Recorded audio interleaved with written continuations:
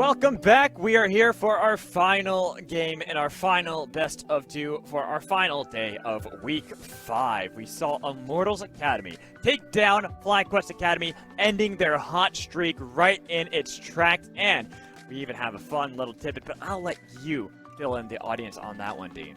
Oh yes, we found out just seconds ago, literally seconds before we started in this broadcast, that TSM got 2-0'd by C9, which puts Immortals within striking range of being able to tie them and start into that 6th place spot. So all of a sudden, the plot begins to thicken for that race for Proving Grounds between TSM, Immortals, and all these teams at the bottom, if Immortals is able to close out this 2-0 against FlyQuest.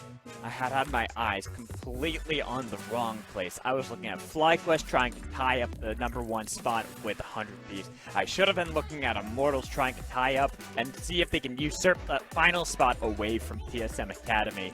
So here, now that they have won that first victory over FlyQuest, if they can 2-0 them, they will tie up against TSM Academy and be that much closer to making sure they secure their spot for Proving Grounds. Absolutely worth it if they continue to play like that too, because they were insane during this last little series to be able to continue and kind of actually like make things happen against one of our better teams. We weren't expecting this kind of play, whereas like, okay, this was a play that they made against Joey. It was one of the few plays that FlyQuest made that actually went pretty well for them, and it still even looked good for Immortals during the process of doing it. Yeah, it's gonna be this crazy thing because you see this game. This game was a knife's edge because we look at FlyQuest and they have this amazing front-to-back team fight composition, but Immortals were constantly able to pick it apart by making sure they were just playing the fights well, always making sure they had immaculate target selection. At some point, also, somebody's going to have to call Immortals and say, okay, what is it with these, like, Baron baits instead of just taking the Baron? Because I'm pretty sure, like, 30% of these Baron baits, they could just force down the Baron, but instead they don't. This was a really breaking fight right here, because it did stall the game at least a little bit with NXI's death and everything else coming through. It also really made us look at Joey and go, wow, he is insane at this Thresh. Yes. Maybe you're right. Yesterday, you talked about how good Joey was in Game 1 on the Thresh and whether it should be banned. I think after Game 2 yesterday and Game 1 today against FlyQuest, it's almost undoubtable that this is the best champion that Joey's got in his wheelhouse. It's just been insane with some of these picks, and I kind of even want to just rewind a little bit, because not only has he been insane with his picks, but you look at how that previous fight where he was able to get the pick first on an NXI, then on Kumo. I think that fight alone, even though they only got the 1 pick on an NXI, is the reason they were able to win this fight so decisively.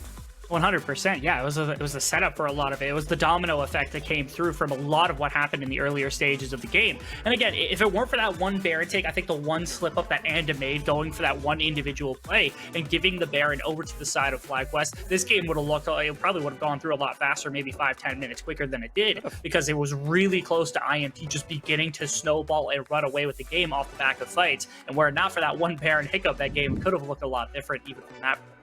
But I even would argue that that same thing could be said for FlyQuest in that game, that if NXI hadn't gotten himself caught out, that maybe that's FlyQuest being able to then snowball the victory. They had what we were saying as the better scaling team, even though, you know, the Lucian is able to do so much damage. You saw Viper on this champion be absolutely insane. Pretty, too, despite going for more of the tanky route, was still unleashing hell onto whoever came within his vicinity.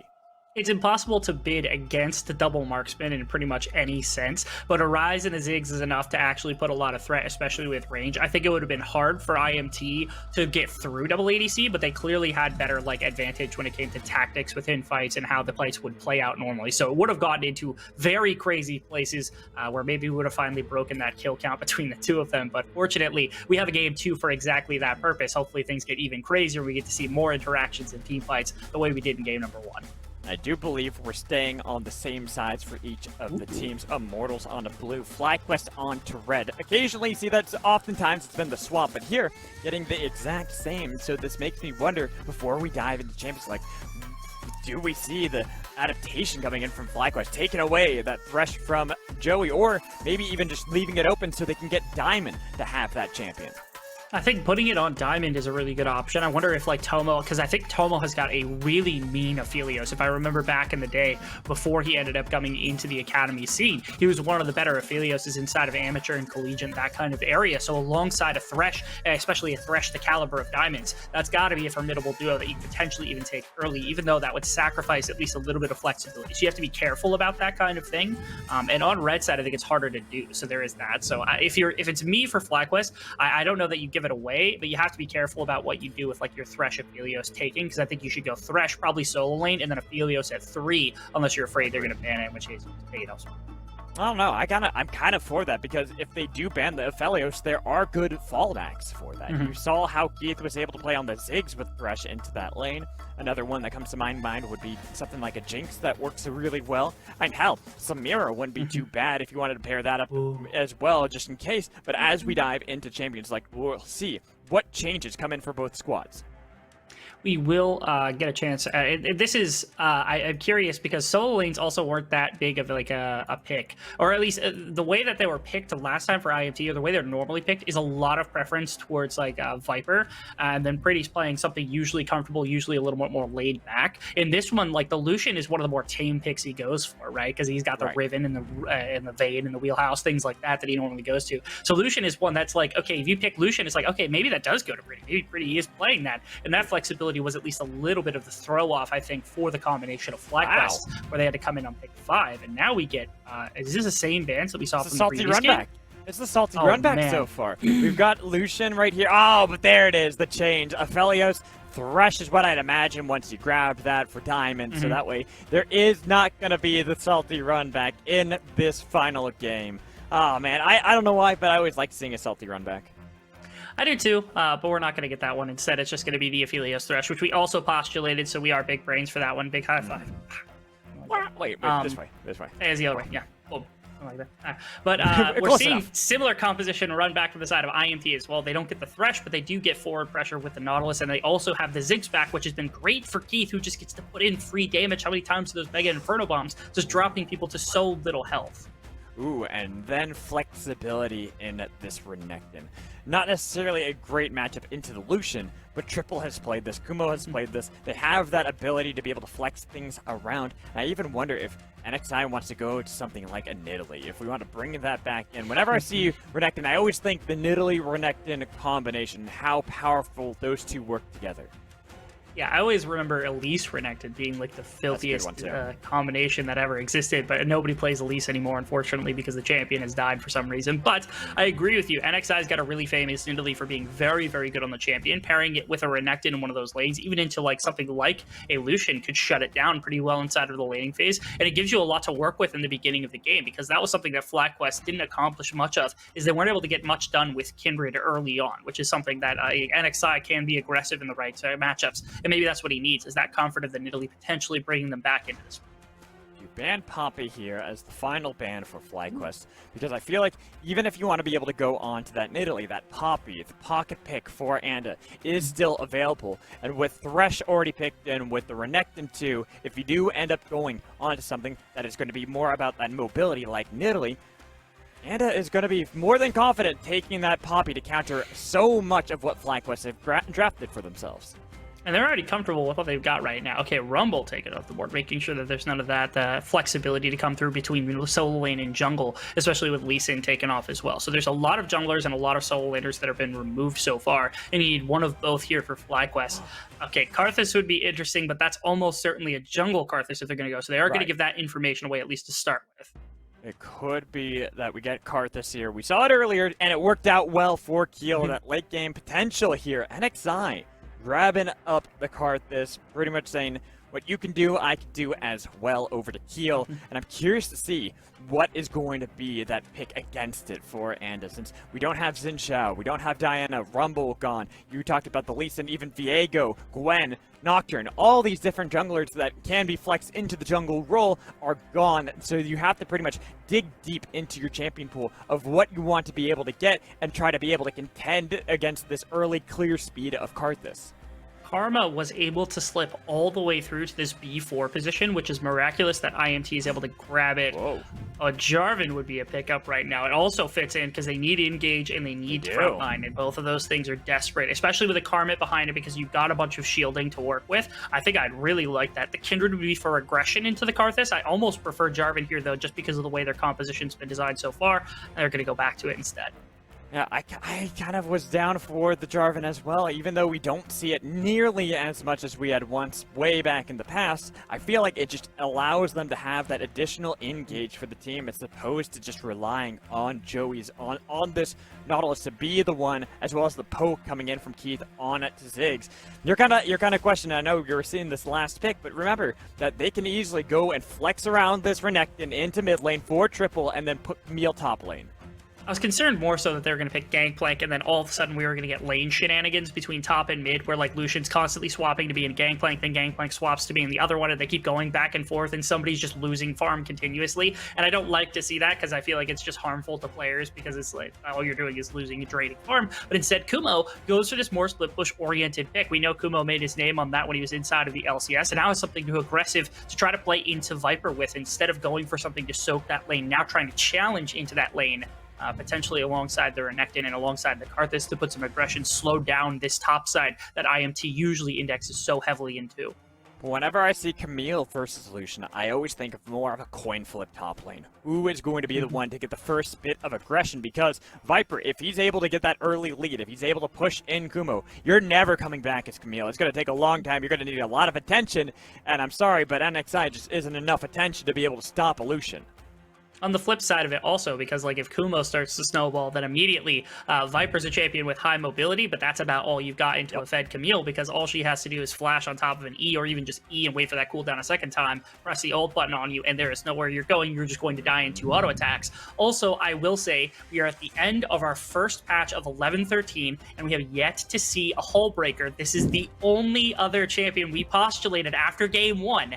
Of our first day of actually casting together, that we were like, Camille might be able to build this item because it's really disgusting in a side lane. I'm hoping we get a chance to see it. I know nobody else has built it, but maybe Kumo will be the savior for us here.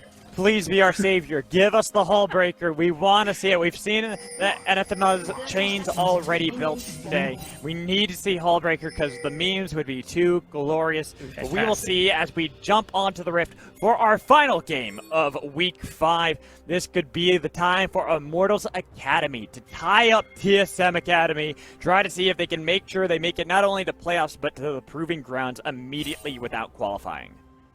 I'm really interested in this style of composition that's kind of popped up with Immortals, with what they're running right now, because they don't have a great front line. They've got, like, Nautilus to front line, and it's not huge. But when you've got Karma shields and you've got Kindred ultimate, you can stall how long it takes to fight. What's up? Have you not played Tank Karma? Come on! This isn't Tank Karma, it's not the top lane. I've seen the Graps Karma. It's awesome. Don't get me wrong. You can play it mid lane. Yeah, you're saying these things like you can't play it mid lane or something. You can play it wherever you want. Sure. I mean, I also still remember the old Karma, and I was like one of 5 players that actually played it. And it was, I think, one of the coolest champions, and I would love to see that kind of design come back in. I think she was just too ahead of her time. It's the Back of the Future meme. Maybe you guys don't understand it, but your kids were going to love it. And that's pretty much old Karma in my mind. It's reminiscent. We've been talking about things that we missed for a long time. So you talked about AP, what was it? AP something top lane. I can't remember. Scion. AP Scion. That's right. I missed that. Ooh, nice hook coming in from Joey. But they're going to be able to get a lot of damage back on top of him. Diamond really not too threatened by that one. Yeah, going back because I want to talk about this. You know, old things I missed. You know, Wrecker 100% win rate. I get why they took it out because you know, best item in the game, all that good jazz. There's my once per cast. Sure. That's fair. Yeah, old items that they removed from the game. Banner of Command, obviously, with a hull breaker, just name dropping that for Kumo, just so he maybe picks that up once again. As we're seeing, he's actually listening to us. I doubt he's listening. They've got our broadcast in their ears 5 minutes behind. We're actually right. That'd be so confusing. I would not want to ever do that. That'd be disorienting beyond belief to hear we're actually doing that. Oh, here we go. Kumo trying to get the fight against Viper. But we kind of talked about how this is a nice edge with that press of the attack damage that came in from Viper, forcing Kumo to have to play a little bit safer. He's got the door and shield just to make sure that he can survive some of the pokes. Same with the biscuits, but now he's got to stay underneath the turret and wait for this to crash. Yeah, Kumo's got to count his blessings because after that E, that passive shield came up to give him some of the physical damage resistance that came through from the passive of Camille. And if it weren't for that, I think Kumo would have been dropped low enough to where you couldn't even stand near this tower because the all-in potential would have been there. I think so as well. And yeah, okay, there we go. A little bit of trade back and forth. Nice. The thing about Karma mid lane that people always forget is that she is really safe. It's really difficult to do too much to her because she already has her access to her ult with her empowered abilities, and the fact that she can just give herself shields, she can heal herself up with a W, the damage and the poke that comes in from Inner Flame. It makes it so that a champion that normally wants to play very aggressively, like a Renekton, just kind of has to wait it out. He has to hold on, and he's more going to be about being that big old meatball bruiser for the team as opposed to being a lane-dominating bully. Absolutely. I think this has changed. Oh, actually. Oh, well, NXI showing up might be able to help out. There's a stack of Dark Harvest. Give it over to NXI, but instead it's going to be first blood for Triple. Okay, I was about to say, there's a lot different interaction between Karma top lane and then Karma mid lane into the Renekton top lane versus the Renekton mid lane. And one of the big ones is that, like, Renekton in this short lane has a lot less space for people to, like, cower away from him in. So if you're way too close because everything's clumped together, an E like that's really easy, especially when you have empowered W to be able to shred through a shield like that. You see how much damage the Renekton can put down onto Pretty, and it bought this time for NXI to come in from that bottom river, end up getting the gank down. And so Pretty, unfortunately, on the worst end of the first gank of the game here, and this is the second time now that like a Arthas has come through and nobody's been able to find the early aggression against Kumo. Well, looking for the trade, getting a lot of damage, but press the attack is up and getting that bonus damage on top of Kumo, not wanting to look for the dive, not enough mana for Viper to feel confident enough, even though Kumo is low and is nearby. NXI is going to be able to scare off Kindred from being able to commit to the dive. Fantastic wall of pain from NXI, is able to zone Anda off a lot. I was actually thinking maybe Viper was going to flash in there if he had the Q. Oh, nice hook actually from Joey, keeps him out of range really from the heavy punishment that could have come through from Toma. Well played right there on that. But back to that top side play, because again, NXI after the back was able to come up here, hover Kumo, who's been kind of getting abused so far from Viper. He's down about 2 waves as well, but able to prevent that kill from coming through. So these top side resources that IMT puts in so often do get denied at least a little bit here in the early game. We go to the mid lane, even though Pretty did die to the first blood. It's Karma. That's why I was talking about it. Even though, you know, it was a nice gank coming in from NXI, Pretty's just going to be able to clear out the minion wave. Triple can jump on him all he wants, so you're going to have the tether to be able to heal up, the shields. It's really going to be a requirement for NXI to play around this mid lane if he wants to make sure that Triple is going to be a bigger threat, as well as it is a very easy gank right here that they can commit to. Yeah, and again, it's a lot more compressed, because usually if you're in top lane, you can play from a lot further out. If you're on you have more of the lane to pick up or down or places like that. Pretty kind of got goaded towards staying in the middle, towards the bottom of the lane, given the positioning of Triple, and that's what allowed that like E flash to come in to get that stunned Viper in some trouble. Looking for the knockback ultimatum. Viper not going to be able to escape this one. It's going to be a slice and dice for Kumo. That's the play we've been looking for from Diamond. This is what made him really good yesterday, and this is what gave FlyQuest so much of that massive play, was actually the set going out and crazy, and now Diamond gets back onto that champion we both talked about being one of his best, if not his best champion, and already finds a roam to help support his top laner. I have yet to cast a single loss for Diamond on this thresh. Maybe I just cast and cursed it right there. But right now, he is looking like it is going to work out for him, being able to play around Kumo in the top lane, helping out a struggling lane. And I want to see Diamond constantly moving around this map. This is something that he is well known for. This is something he does all the time, even back to when I first saw him on Cloud9 Academy. He always played for the potential roam and the potential lanes that he, as a support, could find. Tomo's got some relative safety to play on for that exact purpose, which is what the Aphelios does. The fear is once AP really starts to come in, especially now the tier is done for Keith, that this Ziggs is going to shove this Aphelios in and never let Tomo move it ever for anything, unless you just have like an extra member come down and break him loose, which is going to be the one challenge to come through. It's also going to really hinder the ability of Diamond to affect the map. So that's why the Ziggs is also very powerful. It denies a lot of roaming power, which is what you saw in the previous game, that Diamond couldn't really move when they had that champion and they had the Ziggs just constantly pushing on the bottoms up. You see, so right now, it's also funny, this jungle matchup, I didn't even realize it until I just thought about it. It is a stack war. It is who's going to be able to get more stacks early on.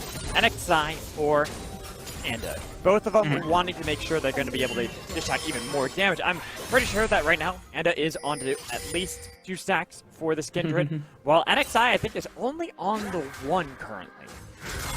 Yeah, the hail that would have come through to get that Dark Harvest stack, likely the only one he would have had access to thus far. Actually, really nice work from Triple to find that play coming to his bottom side, a little bit more play. Edge line, and being able to get a lot of damage on Tomo. The Ignite was burned by Joey, but that is potential to see if they can look for yet another play. He caught it in the middle there that they, actually playing to the top side. There's 3 members on Viper. There we go, looking for that stack of the Dark Harvest, being able to scare away Anda with the wall of pain, so Kumo can be able to get himself a second kill, slicing down Viper. Anda pretty going to be able to run away and book it towards the mid lane. That is a nice pickup coming in as Kumo is not done. He sees Pretty. They have the Requiem. They have a lot of damage burst down with the tactical precision, so they can get more gold into Kumo.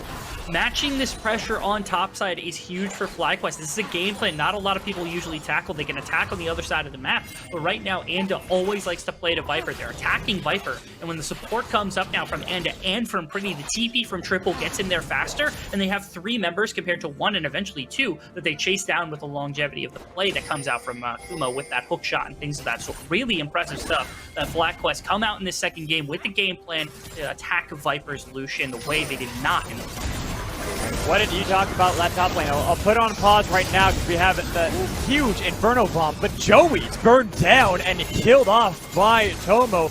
Keith will be safe underneath this turret, but he's got to be careful. It is the green and white guns there for Tomo.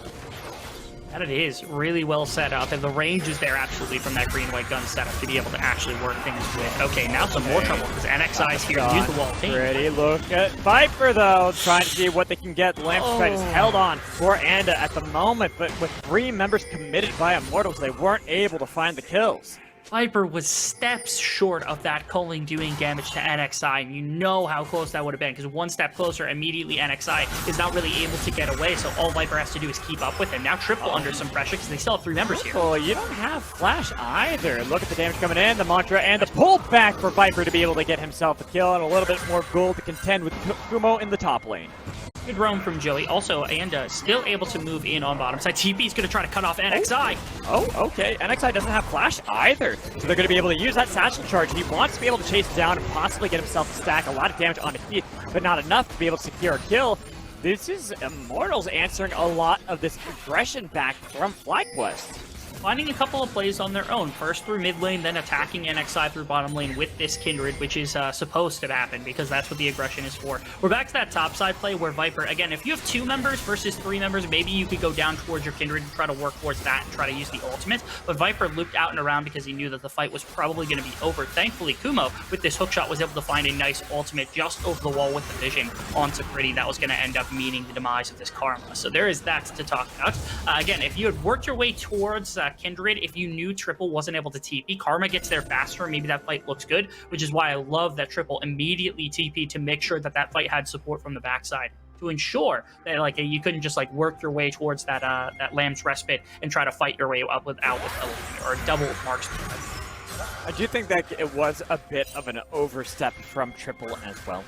And Triple, had he just backed off and not actually tried to see if he can fight against Pretty in this mid lane, that it would have been a lot easier. Because here, it looks nice, you know, they are able to thwart the take of the Rift Herald, but after they get all this damage onto Pretty, I think you just bail. Yeah, pretty much. The wave is in kind of a really weird position where you want a better reset, and you're thinking maybe Pretty left, and so that's why you end up doing this. You also didn't expect necessarily that Joey was there because he was hiding a little bit out of vision. Viker also was kind of handling his business here because he wasn't able to break the freeze, so instead of going up to top lane, he stayed around, which is also unexpected. This was, I think, a little bit more greedy than the actual Triple play. It was NXI sticking around a little too long and Keith just catching him out with the TP.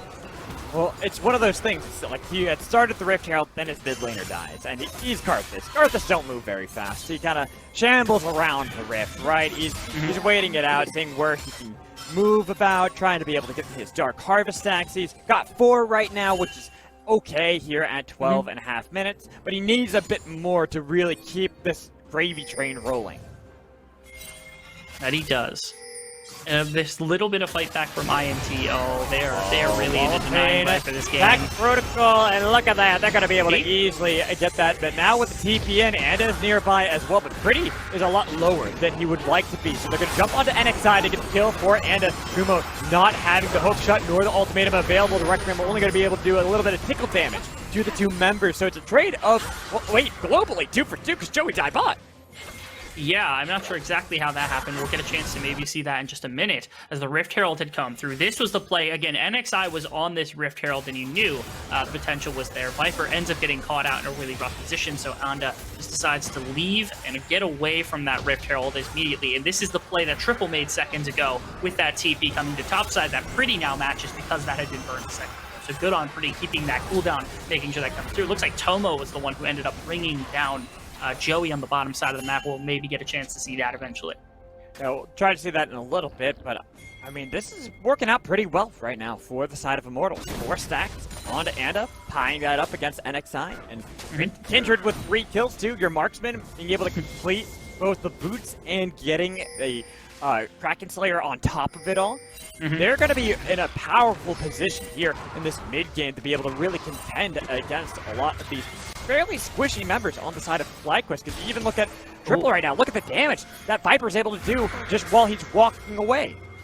They're going to let Joey face tank here. I'm not sure if they're actually going in for the contest against this, which is a little sad because they have 3 members, but they need more than that. And they don't have everybody here yet to be able to actually fully contest. Pretty was still dealing with mid lane, and Ziggs just has not left bot lane. So they're just going to give the Rift Herald away and let FlyQuest continue to garner this lead that they've had since the beginning when those plays really were going in their favor. But I do like that IMT has been able to strike back once in a while. Rift Herald immediate into the mid lane just to try to get tempo here, to try to go into that bottom side and look for this dragon.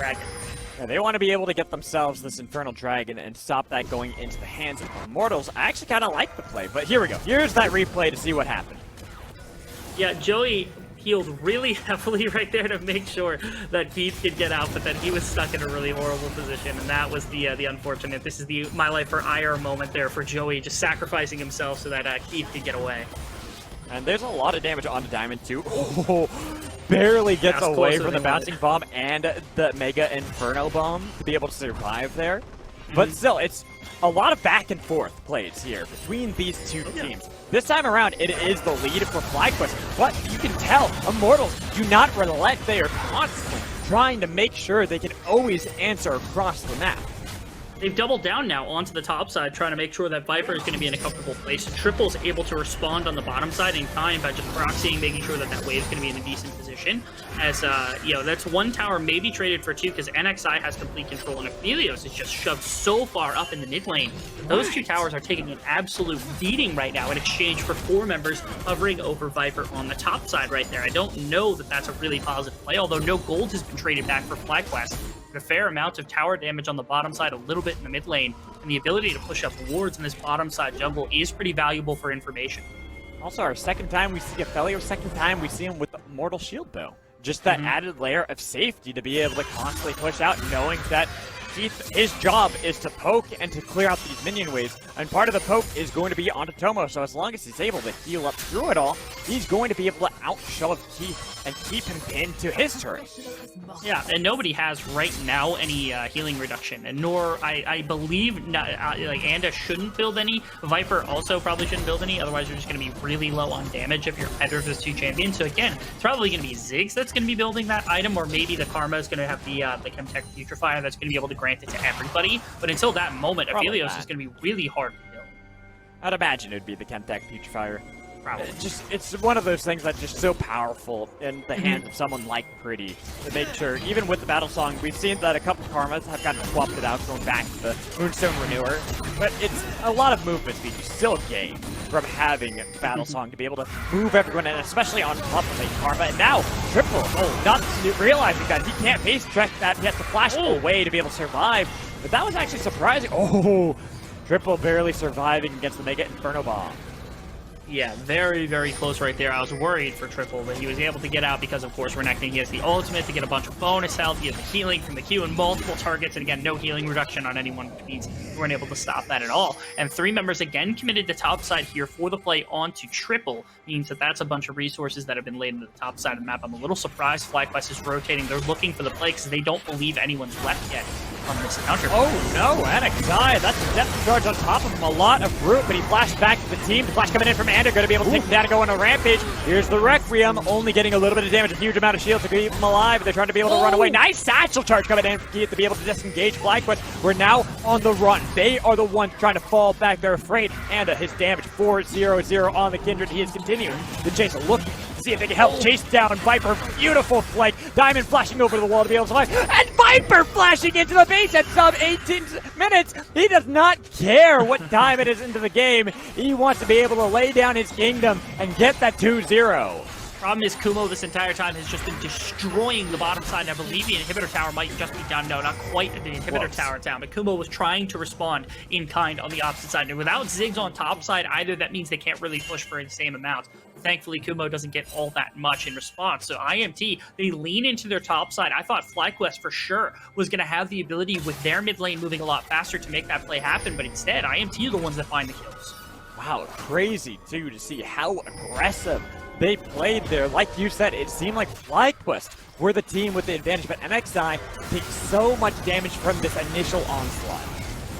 Kindred does so much damage with this Kraken Slayer. You see right there, NXI lost half his health and 2 auto attacks. And then the fear is like, even while kiting back, this was a great grab at him, but watch that bomb that comes in that denies Diamond and Tomo access. That was so clutch by Keith throwing that into the right position. And then it's the flank from the Lucian and the TP coming in that are the ones that are able to actually secure this and actually through. Viper flashes into the base. I don't know if it's worth the singular kill onto Diamond in this particular case, unless you get anything more. It's always worth the flash forward so you get a kill.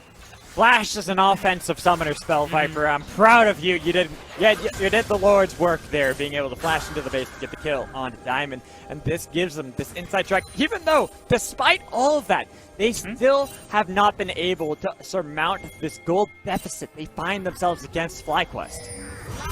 They have not. A lot of that's been from and actually Diamond. Nice dodge. Fantasy coming in for Diamond. That had to be pixels off of hitting him. I've seen a Nautilus hooks wrap around corners and hit people that were in were in less like clear daylight than Diamond right there, and somehow Diamond eats away.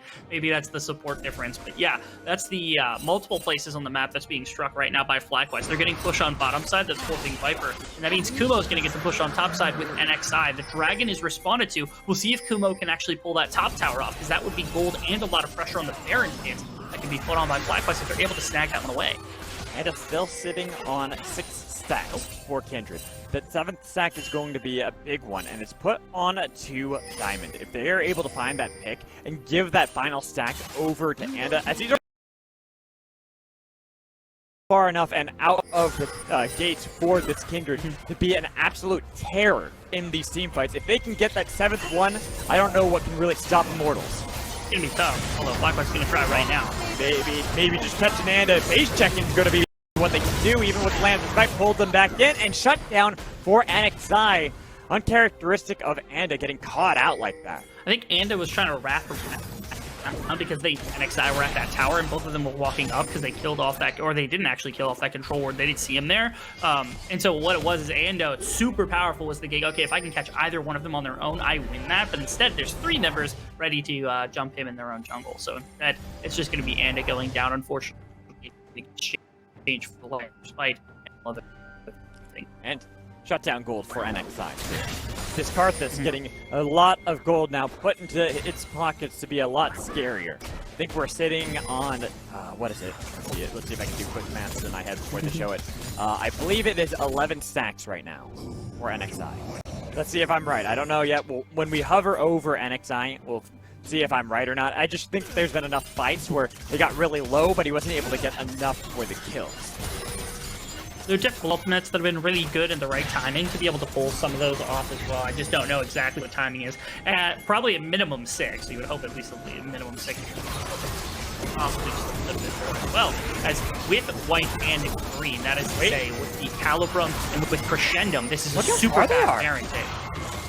Oh, they're going to peel off of it, though. The TP is going to be used, making sure that FlyQuest have to peel back from the Baron. At least that is one sum gone. There's only 2 more TPs now to worry about on Immortal. They might just knock down both mid towers. They could honestly do it. They have double marksman, and they didn't know. They don't know where anyone is, which is really tragic. Because with double marksman Ziggs, you could absolutely have blitzed down that second mid tower as well. They decide not to because their side lanes are in absolute shambles right now. This is the deficit of having this Camille who's just slamming into side lanes over and over again. Because you have to always answer her. You always have to worry that Kumo is knocking at your base and looking for a play like this with free. None the wiser to where Kumo was. The ultimatum laid out with the Requiem to try to give over more gold over to NXI. Yeah, very, very nicely played. But the Rabadon's... Oh, now Triple's going to run the same play, too. And the TP! You're looking for Viper, flashed over the wall, flash reciprocated. He's looking to be able to slow him down with the Stride Breakers, the kill on top of him as well. And they're able to burst down, and a no lands were quite available. FlyQuest, this is their time to be able to get the Baron. And now it's the side laners from FlyQuest who are really doing the damage right there. Multiple. They've shut down Viper through the majority of the game, and that's where Renekton was able to finally find that kill. And Kumo has been pretty much on an island on his lonesome alone for the majority of this series. Nobody's really put a lot of challenge into him either, which has allowed Kumo to get very, very strong in side lane as well. They're fighting a little bit more. They're just fighting to see if they can find someone out of position. They saw that Keith had used the Mega Inferno Bomb. They thought they had at least the pick on Keith, but getting this amount of damage, getting the Baron onto all the members, and if we rewind it, go all the way back to that play from Kumo. That is what sets it all up. Finding Pretty, and I had mentioned before, the 2 TPs that have remained for Immortals, one of them being Pretty.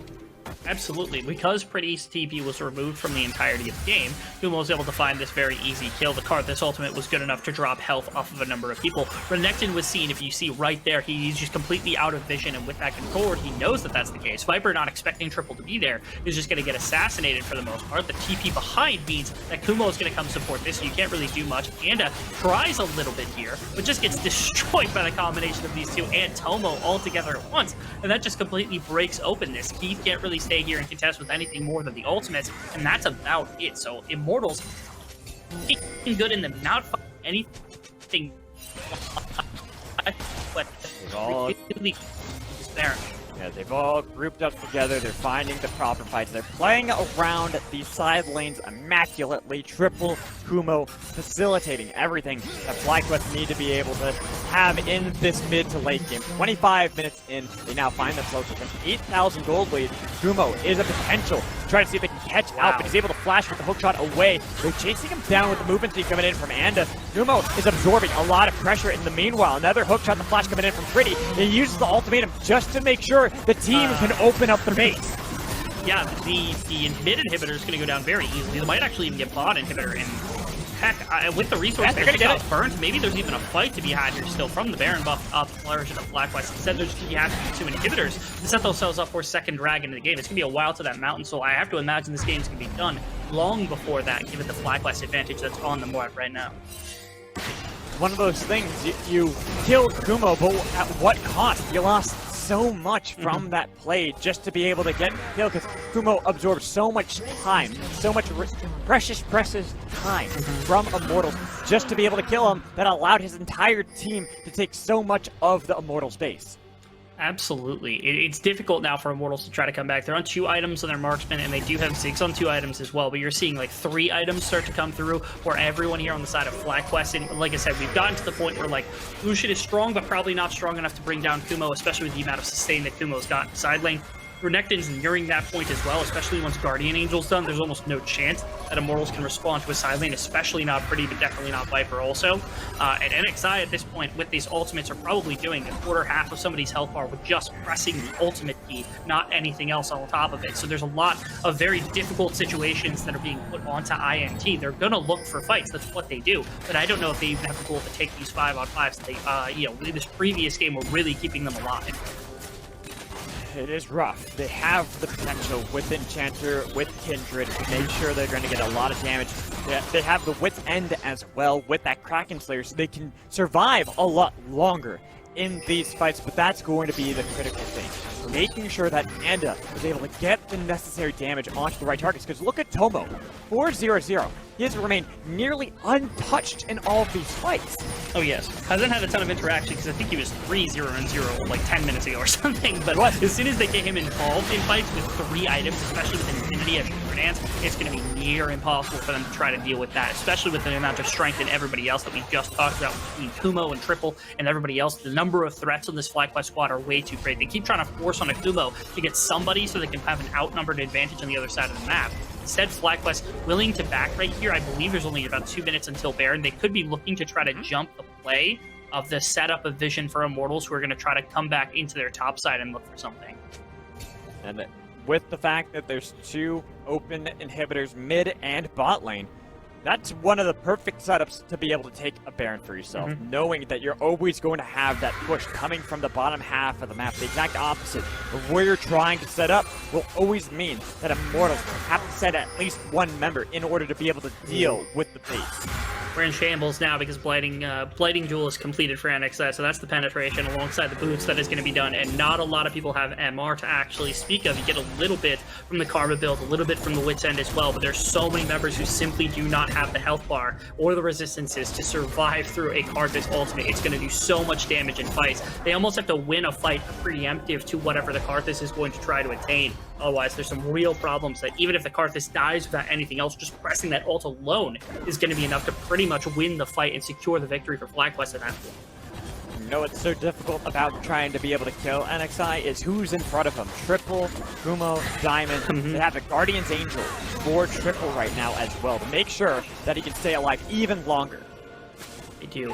It's going to be easy for him to be able to soak damage on the front line, especially because there's like so many single target sources. Their AoE damage is all Ziggs, and Ziggs gets pressured away from just because of the dive potential and the damage from NXI. He's not allowed to stand up in fights. Now Kumo is establishing himself on the bottom side. It almost has to be Viper, but that's a lot of your damage. So Anda is pretty much the only one that's going to put out damage at the right time. And even in that sense, I don't think Viper actually can do anything. Red Fishing found Joey. The damage on to this Nautilus, but it's right back on to Diamond with the Lamb's Respite. Anda has to jump away, getting a lot of shield, but the Requiem is going to do so much damage, so they can immediately eviscerate Anda. They jump on top of Joey, slice him down, even with an Inferno Bomb to take him out, slice at the Call of the Meek for Triple. 2 members dead, one of them the important Anda, no longer on the Rift. FlyQuest feel empowered to try to be able to end this game without the Baron.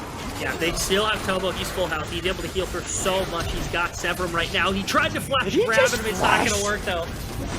Wow, and even with the satchel charge, he's able to take the Lantern back to safety. That damage, though, onto Tomo does mean that FlyQuest have to go back to the backup plan of Baron. Yeah, that they do. The Severum and Crescendum combination, which actually would have been disgusting to try to fight with inside of the base, because he was trying to flash Q immediately, and the Binding Eclipse would have set up this combination of guns. But being underneath the tower, and as well as the Zigzag, was enough to keep with a very head-forward play to make sure that Tomo wasn't able to just freely assassinate 2 members under the tower to finish the game right then and there. Still, Killshot feels like it's been dealt from the side of FlyQuest with this Baron buff as long as they walk right into the base, take down those inhibitors yet again, especially with this insanely Metaphilios. We're in some really bad territory for IMT. They are desperate at this point. NXI, you're only at 8 stacks? Oh, you made me wrong. He's only at 8 stacks there on that Karthus. But honestly, we're seeing how much damage he's able to do. And if we take a look at this replay, and he wants to fight, but just look at how much damage he takes off the back of the initial burst of Tomo. Yeah, look how much shielding that Anda has right there, and all of it gets burned through before Tomo's able to, or both able to actually bring it down. They were able to bring down Kumo, thankfully, with Viper, but Triple, again, is also a frontliner, has the Guardian Angel, if possible, to bring him down. This is where Tomo tries to take it into his own hands, tries to make his own thing happen. He grabs the Severum, he has the healing.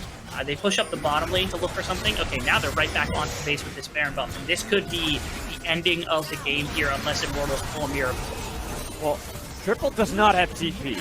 Even though they were able to get this mid lane inhibitor, it was the man advantage for Immortals. There was the potential for them to look for a fight, but they're just playing this one so cautiously. They're so apprehensive and afraid of the damage that comes in from all these different sources of FlyQuest, because who do you focus on first? You know how good that IMT is at the 5-on-5, and so you're a little worried that they're able to take that out unless you can find your right play at the right time. So good on FlyQuest. They still have good scaling. They still have the ability to try to compete in the later stages of the game, so they're not just going to rush things down. They're not going to force anything. They're just going to wait. Kubo also on that top side is going to be able to pull that inhibitor, so they're forcing multiple lanes to now be pushed in, and the Baron buff is going to help shove things in.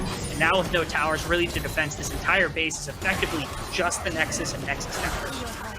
Nothing really remaining stop them once they get this final inhibitor in the bot lane, and a huge Graviton pull back in on it, and the play out, he's able to flash back in, but now the Requiem coming down, looking to get a lot of damage. Boom goes the dynamite! And with Kumo diving into the back line, this game is all but over. They're able to tie it up one apiece, denying Immortals the ability to be able to tie up TSM in Week 5 and making sure they can remain on top of the standings, right behind, right on the heel of 100 Thieves. Orbital strike was insane right there from NXI to close out a couple of kills that were really close as FlyQuest. They clean up everything that they were doing wrong in the first game. They weren't giving any options for IMT. They shut down the top side where IMT puts a bunch of their resources, and they claw back to the one-on-one.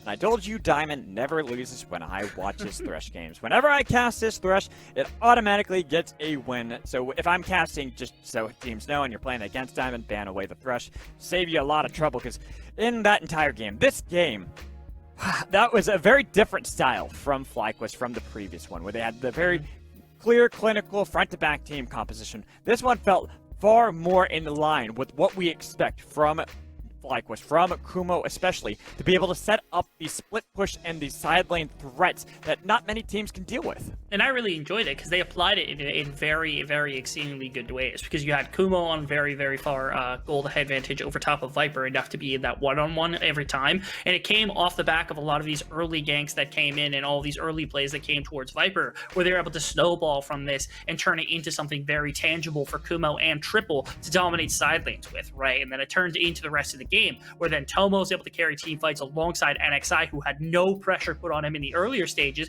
because of these strong laners that they came into. It was like a return on investment that paid itself back, because it's like, okay, if you help out Kumo and you help out Triple in the early stage as NXI, even if you give your life away, they're going to defend you a lot better, and they're going to make sure your scaling is going to come through. And that meant that IMT, they had their struggles. This mid game, they had a couple of moments that looked really nice, but ultimately FlyQuest just were really, really powerful the entirety of this game. Well, I think the biggest problem, too, is the fact that we were talking about it and how, even though Immortals were able to win a lot of these fights, even though it looked like they had these good plays, they just weren't able to get the objectives. They weren't able to get the gold advantage off of any of those plays. But they weren't. They weren't able to pull anything. Immortals' good plays were pretty much just a handful of kills and maybe every once in a while a dragon or objective or something. And it felt like there was so much more snowballing or so many more of those plays happening around the map for FlyQuest as we had continued. And here, boom, just that explosive damage in. This is what happens when you have yourself the Luden's Tempest, you got yourself the Randuin's, the Rabadon's Death Cap, you got the Blighting Jewel as well for the extra magic pen. There's so much damage from NXI because we got late enough where it was the Karthus late game. He just is a complete terror. It was a miraculous game for damage scaling, because the Aphelios in the late game Karthus really is a menace inside of the 5-on-5 team site. So good on FlyQuest understanding those are your two win conditions, getting those ahead after putting resources into making sure your side lanes were going to go well as well. And here for our Verizon post-game interview, we have Kumo on the line, the top laner for FlyQuest Academy. It is going to be awesome to talk with you again, Kumo. It's been a while. How have you been, my friend, and how does it feel to get the 1-1? Hey, yeah, it has been a while. Honestly, it didn't feel too good. Like, both games were super long, and I felt like Ziggs was really annoying to play against. He was just bombing all of our minions for like 70 minutes combined. So, yeah, I mean, I'm glad we at least got the 1-1, but not too happy with like how the game's went, I guess. When you walk into a matchup like Immortals and you see someone like Viper, is that something that you look forward to because you're really excited for the one-on-one, or do you view this more as a full team thing where you're like, okay, Immortals is just a team, Viper is just a player, I'm not going to concern myself with someone like Viper? No flame. I mean, I think Viper is just a lot different than other top laners. He plays a lot more like ranged matchups and like more dominating like top laners.